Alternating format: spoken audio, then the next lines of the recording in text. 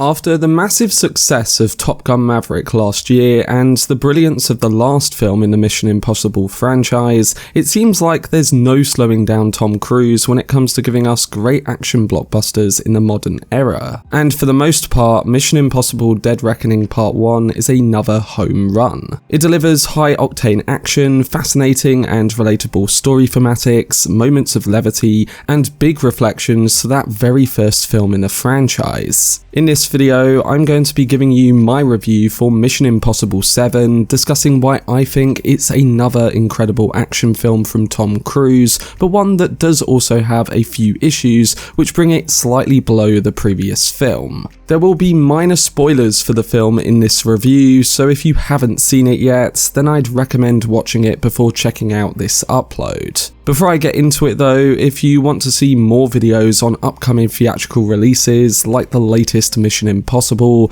then don't forget to support this upload by giving it a like rating, subscribing to the channel, and turning on your notifications. But without further ado, let's dive into my review for Mission Impossible Dead Reckoning Part 1.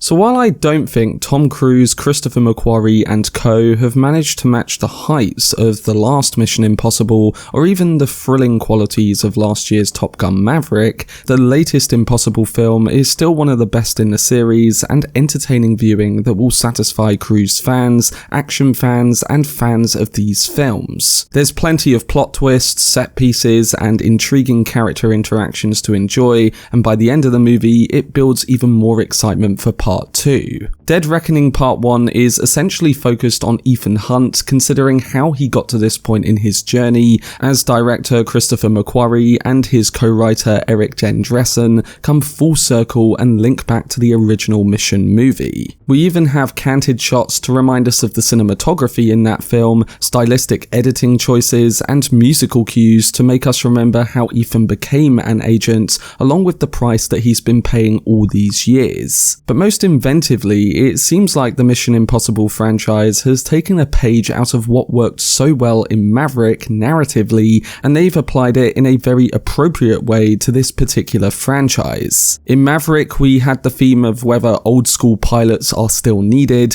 when technology is advancing and beginning to do more effective military work. The idea of the new versus the old essentially. And you could even compare that to the early relationship of Maverick and Rooster, emotionally tying into the events surrounding Goose in the original film. With Dead Reckoning Part 1, we go even further into that tech angle alongside the inclusion of similar conversations that stem on whether an agent is even needed when AI is able to be in control. It's thematically satisfying to watch a practical movie star like Cruise take on AI or the entity, questioning the purpose of his role and essentially getting a reverse of what we typically get when technology and the espionage blockbuster combine. The consequences of a sentient computer at the center of the world's collapse is on the surface something we've seen before, but the way it's presented here within the espionage game takes everything a step further. It provides an unexpected angle to a Mission Impossible movie, and it solidifies the increasing nature of the threat even as we reach the 7th film in the series. I think it will still leave some viewers divided because some may prefer the more simplified protagonist versus antagonist angle in a spy film,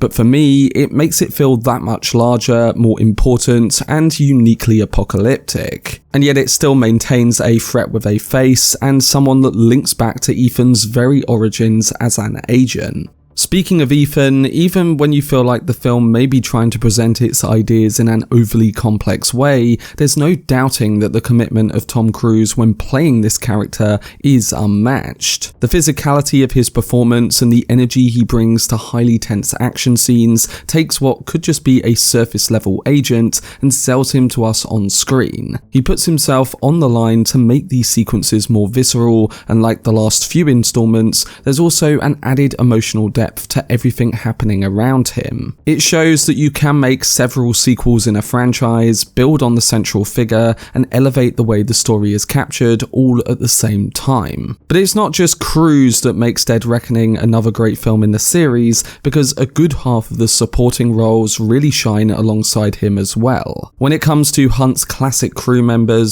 Simon Pegg's Benji and Ving Rhames' Luther are as good as they've ever been. The new addition to the cast in Hayley Atwell's Grace also provides an entertaining thief angle to the plot that serves as a somewhat reflection to a initiation into this line of work. Henry Czerny also returns as IMF director Eugene, and we get some excellent monologues from him in crucial parts of the story. Outside of these standout supporting roles, there were a few, however, that didn't get the time they needed to really make their mark, and you could say that it may have been juggling too many characters. Pom Klementieff's assassin Paris was, yes, relentless in the few action scenes, but she was also underwritten, and the same can be said about characters like Jasper and Rebecca Ferguson's Ilsa. Saying that though, Ilsa is crucial to some emotional threads in the film, and as always, she can certainly hold her own in a fight. Not to mention that brutal sword fight with a returning Gabriel, who does an okay job at playing the antagonist with a face, alongside that faceless AI. While a few actors get deeper roles than others, as a whole, it's still a lot of fun watching this list of highly talented performers working together and giving performances to the best of their abilities. And that brings me to another very entertaining aspect of Dead Reckoning, one of the standout elements, and that is the action itself. Now, it's not set pieces that live up to the heights of, say, the helicopter scene at the end of Fallout, the Halo jump, or even the Abu Dhabi Khalifa scene in Ghost Protocol. But while they're not as pulse-racing as some of these iconic moments, they are still miles ahead of a lot of blockbusters and franchises today, and that again comes down to the heavy practical approach from Tom Cruise and Chris McQuarrie. It's interesting because there's actually a bit more CG work done in this latest installment, but they're able to combine the practical foundations with the visual effects to pull off some outrageous scenes. Two standout action sequences are a vehicle chase in Rome and the highly talked about train sequence that has a motorcycle cliff jump in the middle. It's seamless the way they transition from something remarkably practical as Cruise jumping the cliff in a single take to the help of some VFX work on top of the train as he battles Gabriel. There's less of the mind-blowing action that was captured at the end of Fallout with the IMAX helicopter chase, but there's still all the intensity and technical prowess to be amazed by. And again, it all helps when you've got the commitment of an actor like Cruise, who is willing to do as much as he possibly can for real in camera so that we as an audience believe in what is happening on screen. Add on the sublime cinematography by Fraser Taggart and Lorne Balfe's sweeping score, and you get an action spectacle that feels fluid, well prepped, and mostly well executed to dizzying perfection. So on the one hand, we have relevant themes, a solid evolution of the Mission Impossible story, a driving lead action performance and solid supporting roles, and grand emotional large-scale filmmaking. What I will say takes it down a step from Fallout and maybe even Rogue Nation is parts of the script behind it. We often get the same points mentioned repeatedly, and even some of the great action may have been more standout if it was edited in a more simple but effective manner. Again, the action itself was outstanding and the narrative points and dialogue on screen were really important. But sometimes having less can be more memorable, like we've seen in previous entries, and I think at times it did juggle a bit too much in multiple areas of the film. It's not necessarily a big criticism, and I didn't think it was bloated or the running time was too long, because for the most part the film flew by and it was really entertaining. I just think it needed to be a bit more precise in moments, and that could really have helped propel it to the heights of Fallout and Rogue Nation. It's still a super impressive entry, and I would personally rank it with Ghost Protocol and the original film as my joint second favourite in the series. It is by far the most insane Mission Impossible, and I really do rate its ambition across the board to make one hell of an action spectacle. It ticked most of the boxes, and it dares the audience whether it can can be taken further. So overall, I think Dead Reckoning Part 1 is going to be a film that does create some mixed responses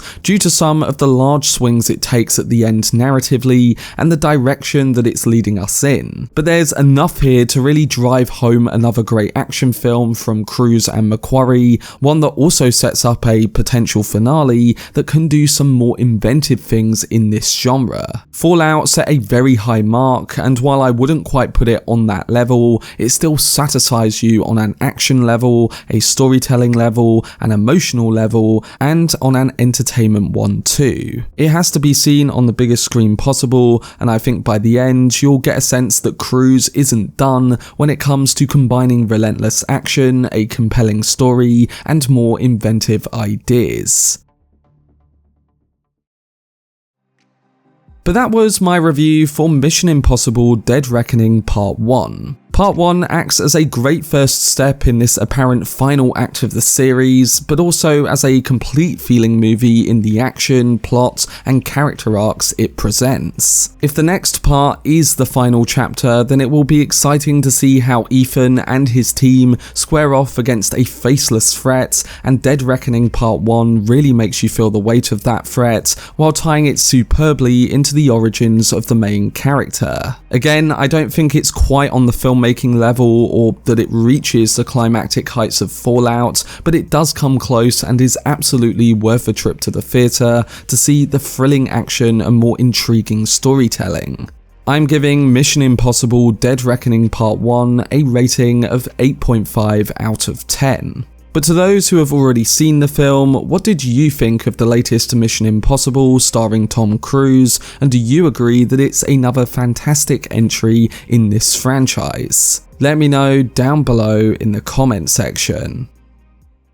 For lots more videos surrounding upcoming films this summer, including Christopher Nolan's Oppenheimer, which is releasing next week, then subscribe to the channel and turn on your notifications. Also, if you enjoyed this video, remember to leave a like, rating, and follow me on social media via the links in the description. But anyway, I hope you guys enjoyed it. I've been Cortex, and as always, make some noise.